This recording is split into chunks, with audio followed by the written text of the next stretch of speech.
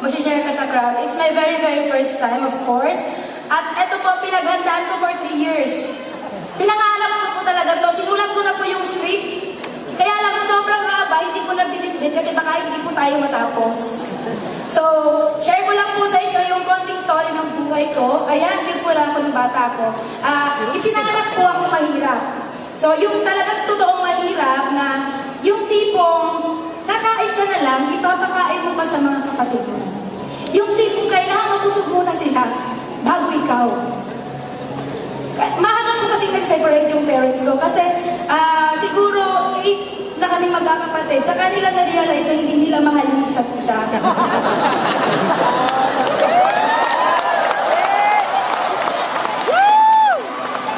Tapos po, syempre, na-realize nila na hindi nila mahal yung isa't isa. Nagkanya-kanya sila. Yung nanay, nag-asawa ng iba. Yung tatay, nag-asawa ng iba. Syempre, ako po yung naiwan sa gitna. Ako po yung naging ina at ama. Yung mga kapatid ko, bigla-bigla. Wala pa akong choice, hindi ko po sila pwedeng takbuhan. Kasi mga mahal ko po sila. So, nung nag-edit po ako, nangarap din po ako na sana isang araw, hindi ganito. Yung mabuhay naman tayo na kumain tayo ng maayos. Then, one time, binigay ni God yung opportunity na makapag-abroad ako sa maling paraan. Kung yung mga OFW nag-abroad for contract na mga 3 years, ganun-ganon, kontrata din po ako sa Japan. Marriage contract nga lang. Renewable. No? Magpapalit ka ng asawa. Ganun po yung nangyari sa akin. It's a very big sacrifice kasi kailangan kong lunukin ko ano yung lahat ng pwede kong lunukin para sa pamilya ko.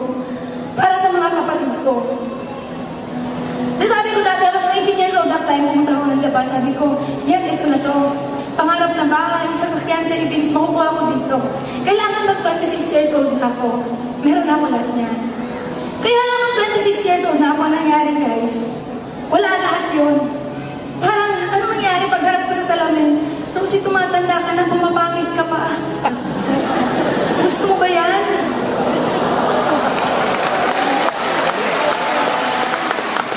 Walang babae na gustong humarap sa salamin. At titingnan yung sarili niya na, grabe, ang pangit-pangit mo. Walang babaeng ganun. Then that time, sabi ko, kakapanganak ko pa lang nung youngest ko, 3 months at that time, sabi ko, God, Ama, hingi naman ang opportunity, ginawa ko na lahat. No, kung butas ng parayon yung papasukin, pinasok na lahat dyan. Yung matinong opportunity naman ngayon na pwede makapagbabago ng buhay ko. Kahit ano, God, in-invite ako ng pinsan ko po sa AIM Global. Apply, Melody Salcedo! Kaya lang po, nakakatawa nung in-invite niya po ako, hindi pa ako naniwala.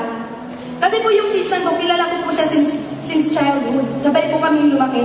3 araw lang po ang pagitan namin nung pinanganak kami. Kaya alam ko kung sino siya, kilala ko siya. Alam ko na kung siya ang nandito sa harap ninyo ngayon, hinimatay na siya. Ganon ka mahiyain yung pinsan ko. Kaya naniniwala kasi ako dati na ang networking kailangan maingay ka, madaldal ka, machika ka, maboka ka. Hindi ka yaman kung wala kang ganon. Kaya hindi ako naniwala sa pinsan ko. Pinalagpas ko yung 6 months. Until such time, humingi ulit ako kay Ama na opportunity. Bumalik ulit yung global pa rin. Pero this time naman, ang nag-invite na sa akin, si Apply Cliff Anthony Santillan, na nagkataon na apply naman yung Melody Salcedo.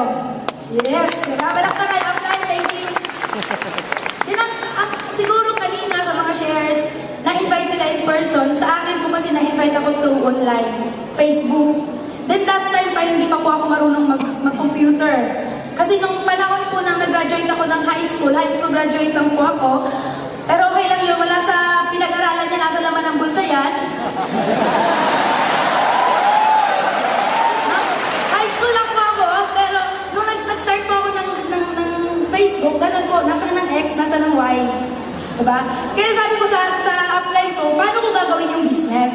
Sabi niya sa akin, Rosie, kung paano kitang in-invite, ganun lang din yung gagawin natin. At dun po, nangyari yung whole story, bakit nakuha ko yung first million ko sa AIM Global.